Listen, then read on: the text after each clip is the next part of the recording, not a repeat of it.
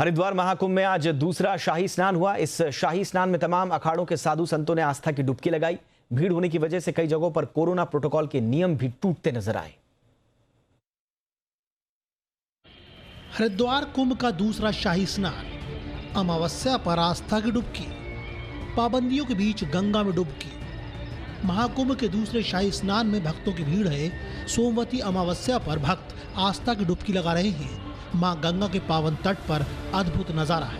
वहीं कोरोना देश को लगातार डरा रहा है, लेकिन महाकुंभ में पहुंचे श्रद्धालु सब भूल चुके हैं। न सोशल डिस्टेंसिंग का पालन कर रहे हैं और न ही मास्क पहन रहे हैं।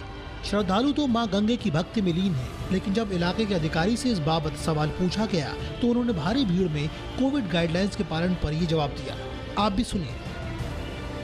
1 लाख बार इस पूरी भूमि की परिक्रमा करने पर जो पुण्य अर्जित होता है वो इस कुंभ के स्नान में होता है। हाँ जी, मास्क वगैरह पहनो, अपनी सुरक्षा रखो, अपने शरीर को बचाओ रखो जी। जय गंगा मैया। सरकार का जिस तरह यहाँ पर व्यवस्था है, सरकार का हर जगह जो अफसर हैं, जो उनके ये है, ये लोग भी ज्यादा कोऑपरेट कर रहे हैं।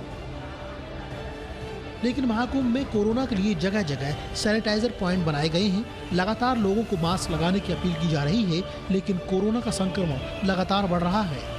रविवार को करीब 400 मामले सामने आए, जिसमें कई साधु संत भी संक्रमित हुए। क्या आम और क्या खास, हर कोई महाकुंभ के दूसरे शाही स्नान में आस्था की डुबकी लगा रहा है।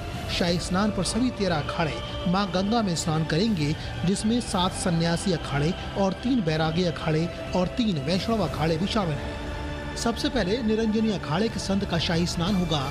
उसके बाद जूना अखाड़ा और किन्नर अखाड़ा स्नान के लिए पहुंचेंगे। फिर महानिर्वाणी अखाड़ा हर की पौड़ी पर शाही स्नान करेगा। उसके बाद तीनों बैरागी अखाड़े श्री निर्मोही अणी, दिगंबर अणी और निर्वाणी अणी शाही स्नान होगा और आखिर में श्री निर्मल अखाड़ा शाही स्नान में शामिल होगा।